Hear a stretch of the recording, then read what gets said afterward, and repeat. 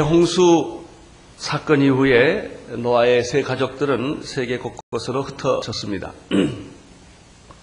그들은 여러 곳에 흩어져서 자손을 낳고 그 자손들은 또 자손을 낳아서 오늘 우리의 인류를 만들게 된 것입니다.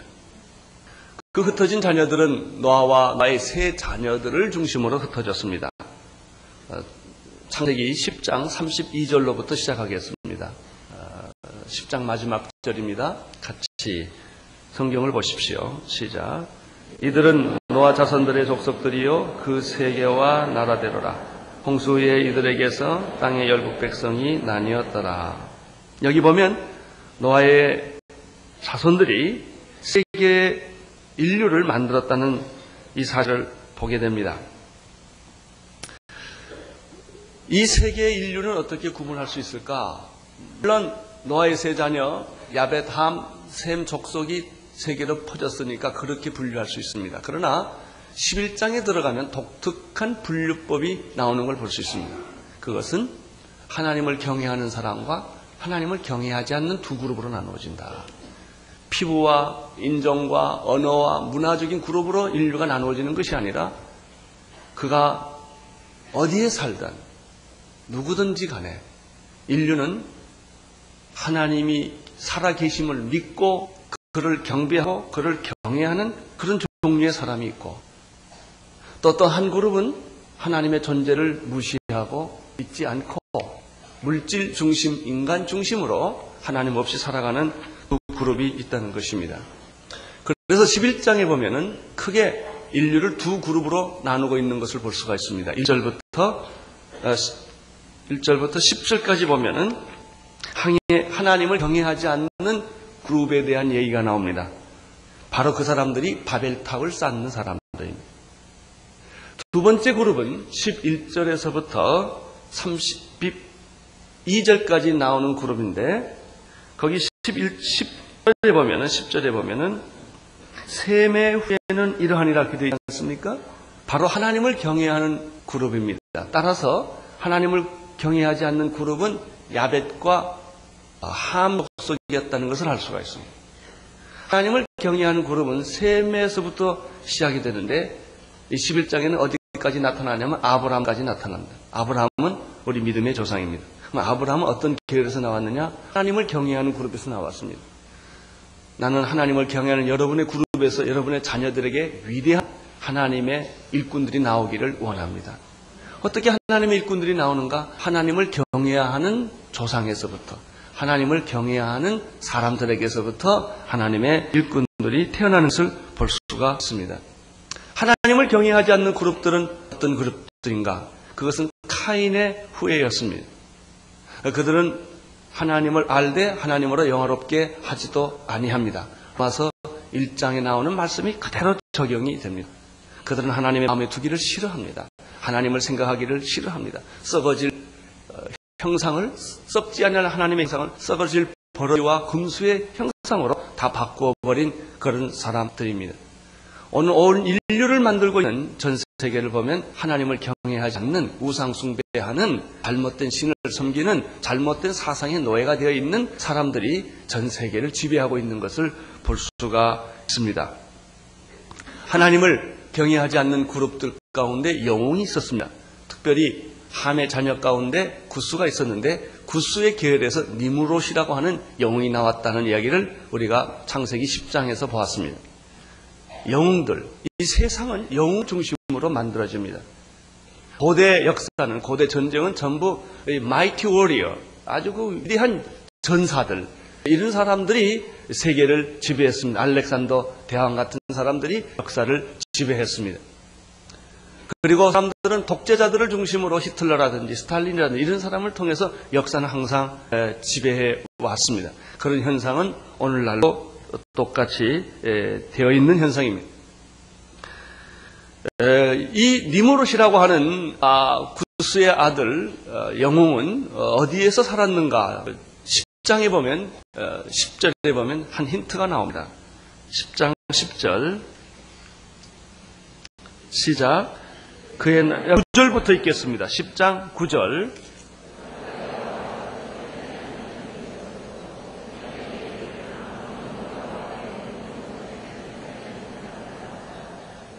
그의 나라는 시날 땅의 바벨과 에렉과 악갓과 갈에서 시작되었으며 이 전사였던 고대 세계를 지배했던 니무롯 이런 그 영웅의 땅은 바로 시날 땅이었습니다. 이 시날 땅 바벨과 엘렉과 악갓과 갈렙에서 시작되었다고 말하는데 바로 이 땅은 지금도 역사의 한 기원이었던 티그리스와 유프라테스 강 주변을 의미하고 바로 그것이 바벨론 문화가 꽃피었던 바로 그 장소입니다. 자, 1절부터 11장 1절부터 다시 보시겠습니다. 시작. 온 땅에 구음이 하나요 언어가 하나였더라. 노아 홍수 이전에는 언어가 하나였습니다. 발음이 하나였고 단어가 하나였고 문법이 하나였습니다. 아마 그들은 셈족이 쓰는 언어인 히브리어를 썼으리라고 생각을 합니다. 왜냐하면 구약에 보면 홍수 이전에 지명이나 인명이 나오는 단어는 모두 다 히브리어로 되어 있기 때문에 인류의 최초의 언어는 히브리어, 세모가 아니었나 추측을 합니다. 인간이 가지고 있는 독특한 것 중에 하나가 언어입니다. 이 언어는 하나의 사상을 만듭니다. 생각을 만듭니다. 사상이 없는 언어는 없습니다. 그래서 이 언어는 인간만이 가질 수 있는 독특한 속성입니다. 진화론자들이 아직도 해결하지 못하는 것은 동물의 짖는 소리와 인간의 언어의 차이를 전혀 설명하지 못한다고 하는 것입니다. 2절을 보십시오. 2절 시작.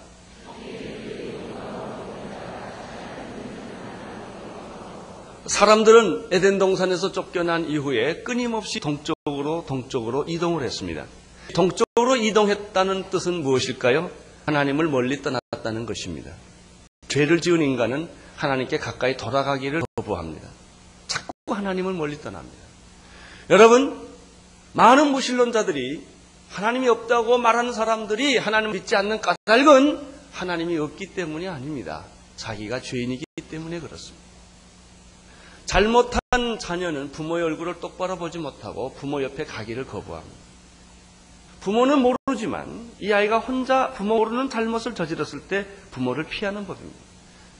그러나 부모에게서 어떤 잘못을 하지 않는 자녀는 부모가 그렇게 좋습니다. 아버지 곁에 가는 것이 그렇게 좋고 엄마 만나는 것이 그렇게 좋은 거예요. 왜 갑자기 여러분의 자녀가 여러분 부모를 떠나려고 그럴까요? 왜 멀리 하려고 그럴까요? 뭔가 가까이 하기에는 어려운 그런 비밀들과 그런 죄들이 잘못이 있기 때문에 그럴 것입니다. 인간도 마찬가지입니다. 죄가 없는 인간은 하나님을 할 필요가 없습니다. 하나님을 거부할 필요가 없습니다. 사랑하는 사람은 만날수록 좋습니다. 더 만나보고 싶습니다. 만나도 안 만난 것 같아요. 또 만나야 돼. 이게 사랑하기 때문에 가까이 가고 싶고 호흡을 같이 나누고 싶은 것이 사랑입니다.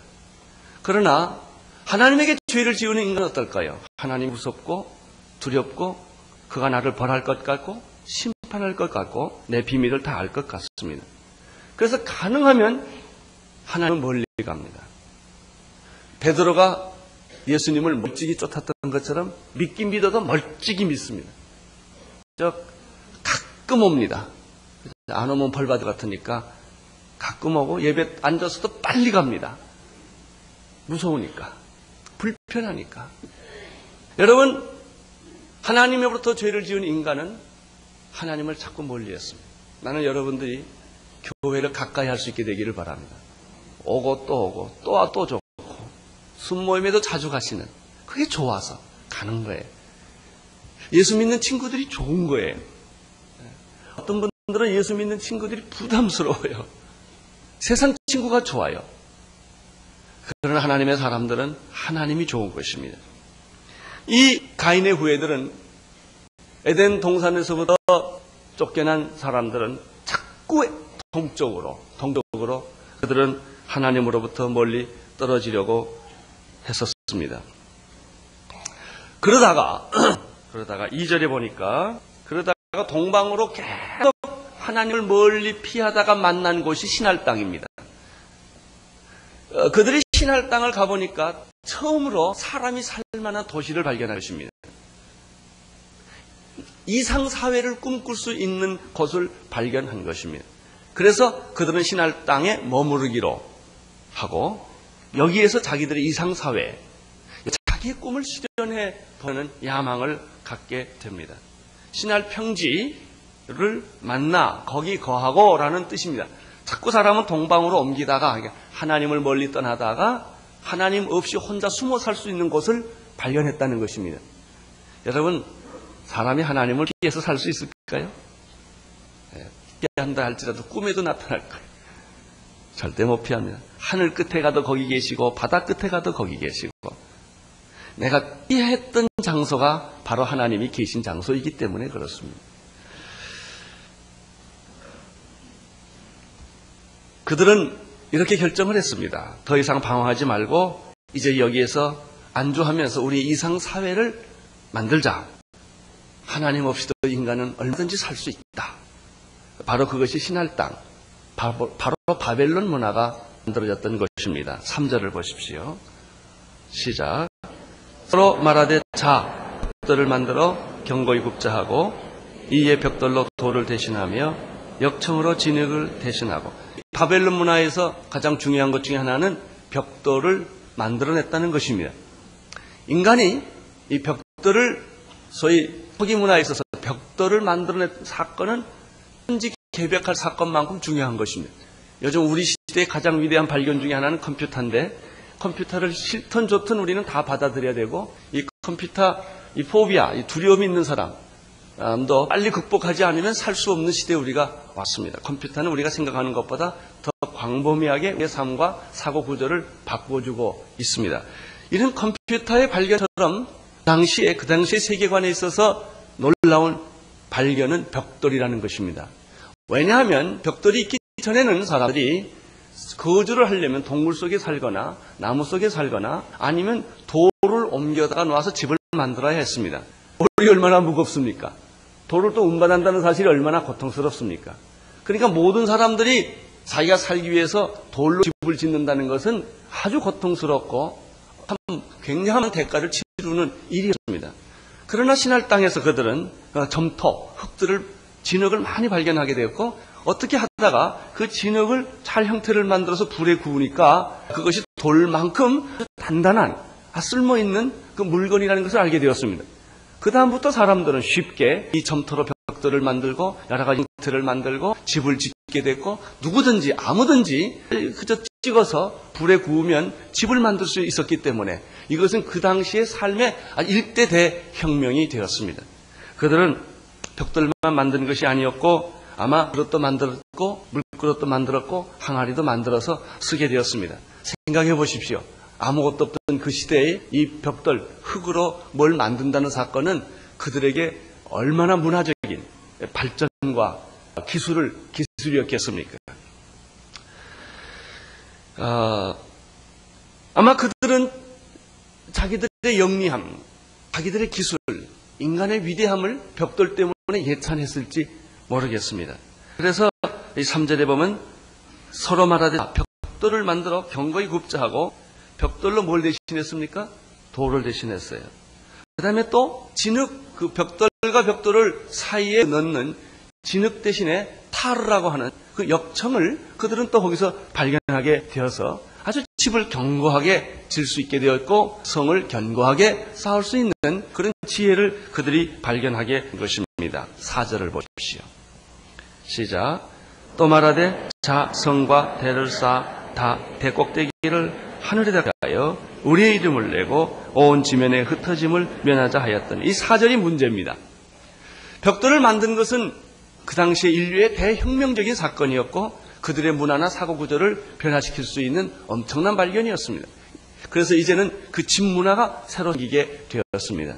여러분 벽돌로 집을 짓고 진흙으로 그릇을 만들어서 음식을 먹고 항아리를 만들어서 생활에 도움되는 것을 만든다는 사실은 얼마나 좋은 일이겠습니까? 인간이 이렇게만 하면 얼마나 좋겠습니까? 그러나 인간은 그런 존재가 아니라는 것입니다. 여러분은 핵을 만듭니다. 핵은 우리에게 많은 도움을 줄 수 있는 좋은 도구입니다.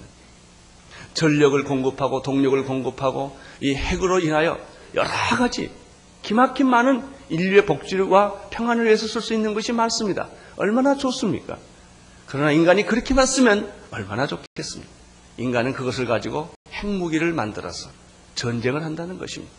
전 세계는 핵의 무기의 위협 아래 있는 것입니다. 북한의 문제가 무엇입니까? 핵무기입니다. 미국이 벌벌 떠는 것도 무엇입니까?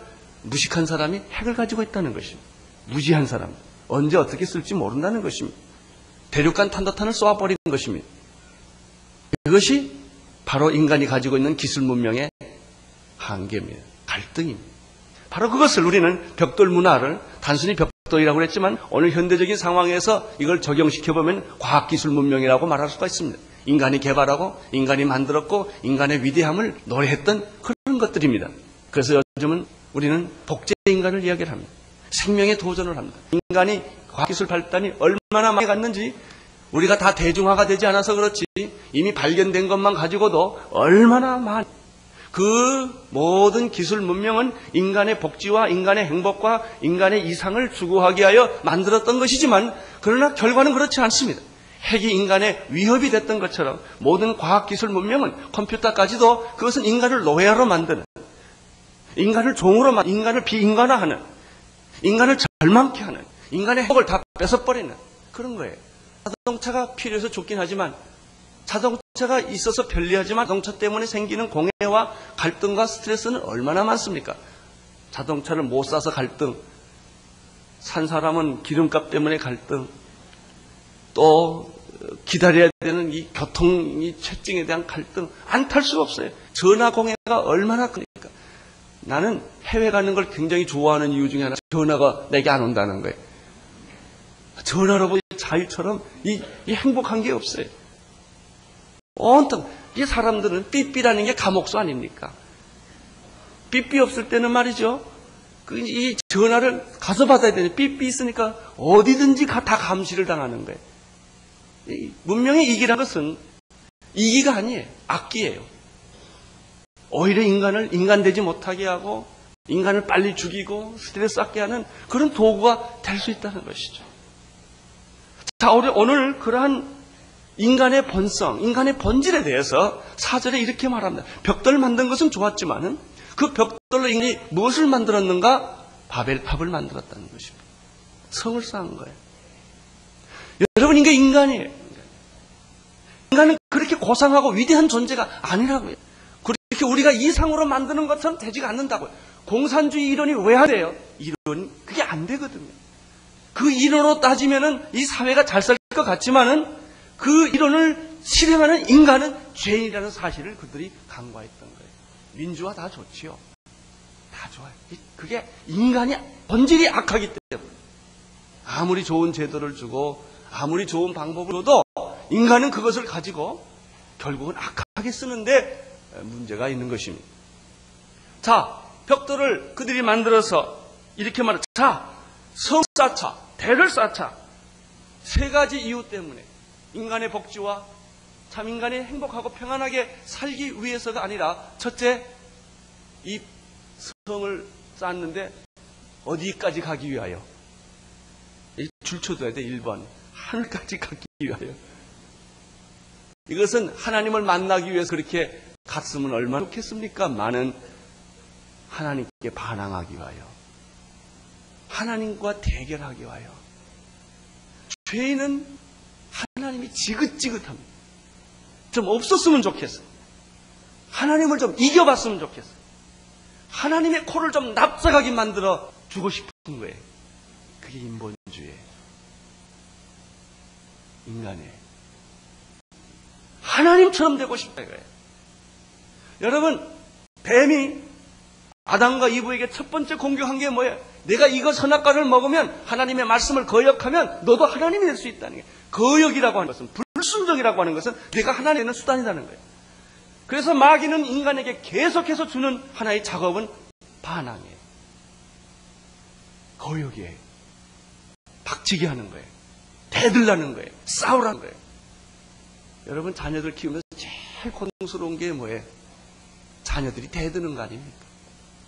그렇게 사랑으로 해도 그걸 사랑으로 모르고 부모님은 나를 힘들게 한다. 그리고 자꾸 애들 불순종을 갖는데 이거 이길 장사가 어디 있습니까? 그건 못 이깁니다. 자식들 대드는데 이길 부모 하나도 없습니다. 여러분이 불순종, 이 대드는 것, 바로 이게 죄의 열매입니다. 네가 하나님께 대들어라. 그러면 너는 하나님처럼 될 것이다. 하나님이 시키는 명령 거절해라. 내가 하나님처럼 될 것이다. 바로 이것이 바벨탑 사건에서 보여주는 하나의 영적 진리입니다. 하나님처럼 되자. 인간의 최대 유혹은 신이 되려는 유혹이에요. 신이 되려는 유혹은 무엇으로 나타납니까? 지배욕으로 나타납니다. 사람들은 모든 사람을 친구로 삼고 섬기는 대상으로 보지 아니하고 내 종으로 만들고 싶은 거예요. 내가 그 사람 위에 군림하고 싶고 내가 명령 내리고 싶고 내 마음대로. 그래서 높은 위치에 올라갈수록 위기의 인간이 됩니다. 왜? 자기 말 한마디면 다 되니까. 이때 제일 조심해야 합니다. 권력이 있을 때 조심해야 합니다. 내가 뭐든지 다 할 수 있는 위치에 올라갔을 때 아주 조심하고 사람을 부리지 말고 사람을 섬겨야 합니다. 이것이 하나님의 정치입니다.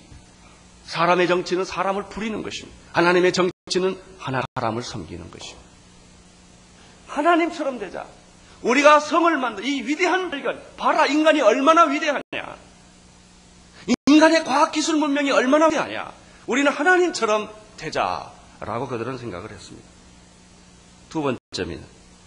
그들이 바벨탑을 쌓은 두 번째 동기는 무엇입니까? 누구 이름을 내고? 내 이름을 내자. 하나님의 이름을 내자는 것이 아니라 인간의 이름을 내자. 유명해지자는 것입니다. 인간의 본능 가운데 하나는 신이 되려는 속성이 있고 죄인의 본능 중에 하나는 자기가 높아지려는, 자기 이름을 내는. 그래서 며칠 전에도 정주영 회장님이 북한을 다녀왔다고 합니다마는 북한의 좋은 금강산의 큰 벽에는 다 뭐 김일성 수령, 뭐 주체사상 이걸로 도배를 해놓은 거예요. 하나님 만들어 놓은 자연에다가 인간의 이름을 갖다 붙여놓는 거예요. 이게 바벨탑이에요. 어디 가서든지 자기 이름 마음에도 크게 쓰고 뭐 여기 책상에 보면 뭐 회장 그래가지고 써놓고 말이에요. 그 웃기는 인간의 본능이에요. 이게 회전의자도 큰 걸 만들고 이 인간의 본능, 이게 다 바벨탑을 쌓는 인간의 본능이에요. 다시 하고 싶고 아주 스타처럼 만들어 자기를 만드는 거예요. 내 이름을 내자, 내 이름을 내자. 이것이 바벨탑을 쌓는 인간들의 모습이었습니다. 하나님을 경외하자. 하나님을 섬기자. 하나님을 위해 살자가 아니에요. 사람들은 말은 다 번지를 하게 하는데 가만 보면 욕망의 갈등이에요. 다 자기 실속 채우자 이거예요. 뭐 좋은 말, 정의, 민주화, 별소리를 다 해도 가만 보면 자기가 권력 갖겠다는 소리예요. 남 권력 갖는 거 싫다 이거예요. 내가 가져야 된다. 결론 그거예요. 그 이상 아무것도 아니에요. 그게 인간이에요.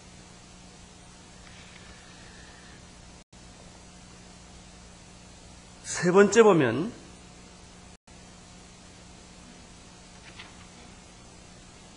우리 이름을 내고 세 번째가 무엇입니까? 바벨탑의 사상. 첫째는 하나님처럼 되자. 두 번째 자기 이름을 내라. 세 번째 지면에 흩어짐을 면하자. 그들은 하나님 없는 고독한 외로운 무서운 사회를 경험했습니다. 그래서 그들은 뭉치기 시작을 했습니다. 신할 땅에 왔습니다. 그들이 발견한 구호가 하나 있습니다. 뭉치면 살고 헤어지면 죽는다. 그런 구호입니다. 인간이 발견한 구호예요.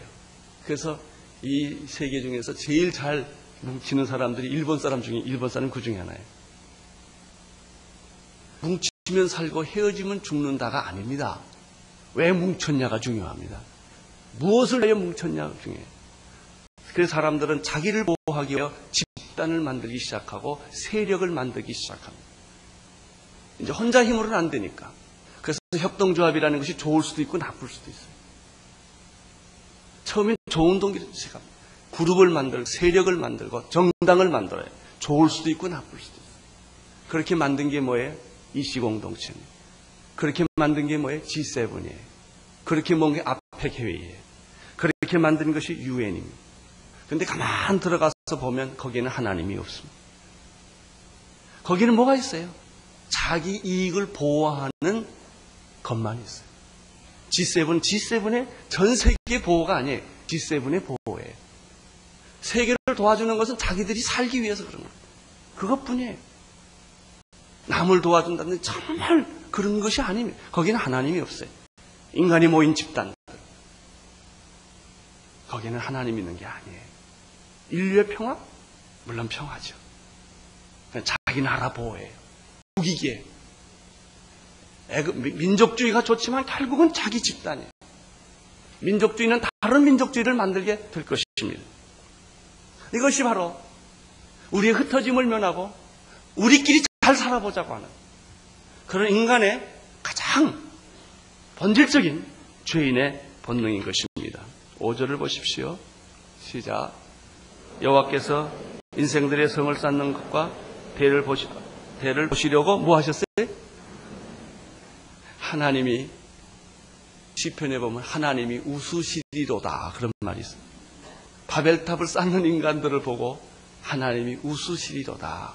정당을 만들고 소리를 지르고 무슨 단체를 만들고 하는 것을 보시고 하나님은 속 중심을 꿰뚫어 보시기 때문에 웃으시리로다. 다른 것들은 대개 다 봐주는데 이 바벨탑 사건은 심각합니다.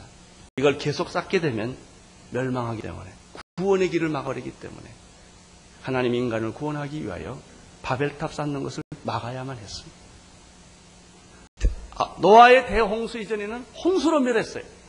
근데 하나님은 이제 내가 다시는 홍수로 멸하지 아니하리라고 하셨기 때문에 다시 이런 심판을 하실 수는 없어요.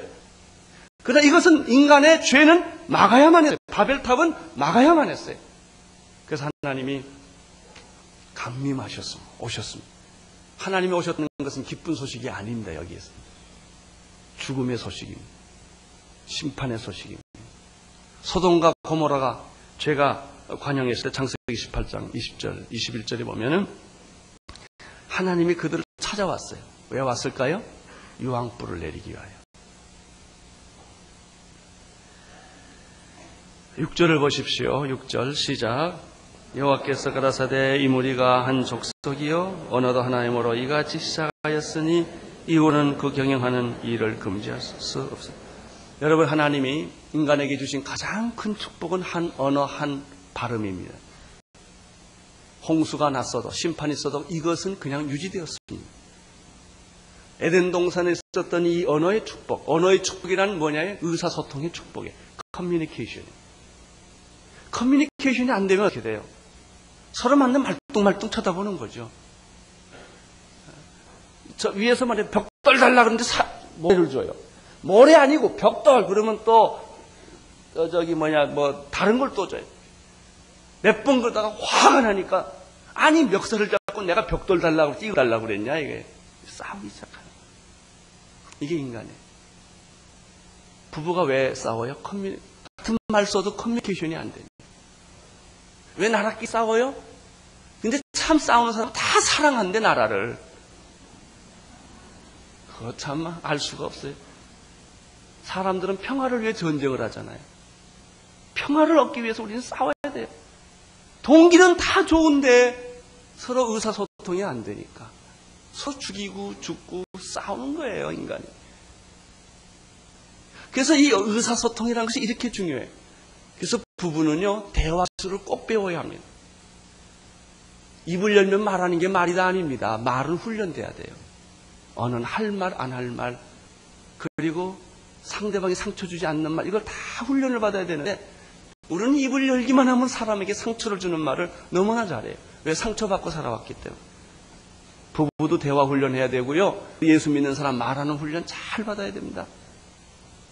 그런데 바로 의사소통이 했던 유일한 방법은 언어 때문이었어요. 하나님 주신 마지막 축복이었는데 인간의 죄로 말미암아 이 마지막 축복 축복까지 잃어버리게 되었습니다.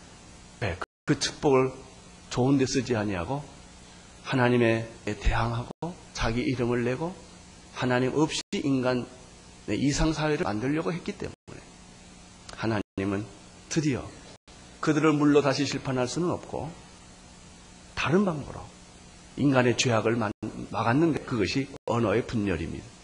말을 혼잡케 한 거예요. 서로 말을 못 알아듣게 만들어버린 것이죠. 그것이 6절이에요. 여호와께서 가라사대 이 무리가 한 족속이 언어도 하나이므로 이같이 일을 시작했으니 이 사람들은 이 언어의 축복을 받을 만한 자격이 없다. 그래서 언어를 혼잡케 할 수밖에 없다라는 결론을 내리게 된 것입니다. 7절을 보십시오. 시작. 자, 우리가 내려가서 거기서 그들의 언어를 혼잡케 하여 그들로 서로 알아듣지 못하게 하지 하시고, 이 혼잡케 한다는 말이 바벨이라네요. 여기서 바벨탑이 생깁니다. 바벨 문화가 생깁니다. 혼돈. 인간은 하나의 혼돈하는 존재입니다. 역사란 혼돈이에요. 하나님을 찾기까지, 하나님을 만나기까지 당신은 혼돈을 피할 수 없을 것입니다. 그러나 당신이 하나님을 만나면 질서가 생길 것입니다. 대화가 생기기 시작할 것입니다. 하나님 관계가 새로 회복되기 시작할 것입니다. 하나님은 중요한 일을 결정할 때는 늘 성부와 성자와 성령님께서 의논을 하십니다. 사람을 만들 때 우리의 형상을 따라 우리의 모양대로 사람을 만들자고 했고, 오늘 7절에 보면 자, 우리가 내려가서 거기서 그들의 언어를 혼잡케 하여 서로 알아듣지 못하도록, 따라서 영어 배울 때마다, 일본어 배울 때마다 죄인이구나, 이거를 꼭 깨닫게 되기를 바랍니다. 이게 우리 언어 배우느라고 얼마나 고생을 합니까? 그러나 너무 염려하지 마십시오. 하나님은 바벨탑 대신에 한 장소를 마련해 주셨습니다. 그것이 다락방입니다. 오순절날 호련히 급하고 강한 바람 같은 소리가 나고 불의 혀같이 갈라지는 것이 저희들에게 나타나서 사람들의 위에 임하여 있더니 성령의 충만함을 받더라. 그들이 성령의 충만함을 받고 거기서 뛰쳐나가서 그들은 새로운 말을 하기 시작했어요. 방언을 하기 시작했어요. 천국말을 하기 시작했어요. 여러분 걱정하지 마십시오. 천국은 언어와 말이 하나입니다. 천국말이 있어요. 천국말, 천국 언어. 그것이 사랑입니다. 그것이 방언입니다. 그것이 기도입니다. 하나로 만들어주십니다. 예수 믿는 사람은 백인이나 흑인이나 황인이나 하나입니다. 예수 믿는 사람은 무식한 사람이나 유식한 사람이나 하나입니다. 야만인이나 헬라인이나 하나입니다. 이스라엘 백성이나 이방인이나 그리스도 안에서는 다 하나인 줄로 믿습니다. 한 언어, 한 영, 한 몸, 한 지체. 이것이 바로 하나님을 믿는 축복입니다. 하나님을 믿으면 이런 축복이 다시 회복이 됩니다. 내 마음의 갈등이 사라집니다. 부부의 갈등이 사라집니다. 친구와의 갈등이 사라집니다. 이 세상은 모두 다 이기주의적인 집단일 수밖에 없습니다. 그러나 하나님 안에 있는 공동체, 이것이 진정한 공동체입니다. 그래서 우리가 주일 동안 공동체에 대한 특별한 관심을 가지고 하나님의 공동체, 하나님의 나라는 이 세상 나라와 어떻게 다른가? 우리는 이 세상 나라 속에서 어떻게 하나님의 나라를 이루어갈 수 있는가? 이 문제를 집중적으로 같이 말씀을 듣고 기도하는 것이 이번 공동체 축제입니다. 8절을 보십시오. 시작. 여호와께서 거기서 그들을 온 지면에 흩으신 거로 그들이 성 쌓기를 그쳤느니라. 결국 그들은 성 쌓기를 그칠 수밖에 없었습니다. 왜 그렇습니까? 바벨탑을 쌓는 인간은 하나님을 만나기 어렵기 때문입니다. 또 바벨탑 안에서는 그들이 보는 것은 자신의 기술과 자신의 예술과 자신의 철학과 자신의 능력만을 믿는 것이 바로 바벨탑 안에서 이루어집니다. 우리가 이 물질 세계 속에서, 과학 문명 속에서, 세상 속에서 살아가면서 보는 하나님이 보이질 않고 돈만 보입니다. 기술만 보입니다. 쾌락만 보입니다. 거기에는 하나님이 안 계십니다. 당신이 하나님을 보고 싶습니까? 바벨탑에서 빠져나와야 합니다. 그리고 하나님께서 만드신 창공, 별을 보셔야 합니다. 하나님 만드신 이 넓은 세계를 보셔야 합니다. 그때 하나님을 당신은 느끼게 될 것입니다. 당신이 왜 하나님을 느끼지 못합니까? 바벨탑 안에 있기 때문에 그렇습니다. 그리고 지금도 바벨탑을 쌓고 있기 때문에 그렇습니다. 9절을 보십시오. 그러므로 그 이름을 바벨이라 하니 이는 여호와께서 거기서 온 땅의 언어를 혼잡게 하셨습니다. 여호와께서는 거기서 그들을 온 지면에 흩으셨더라.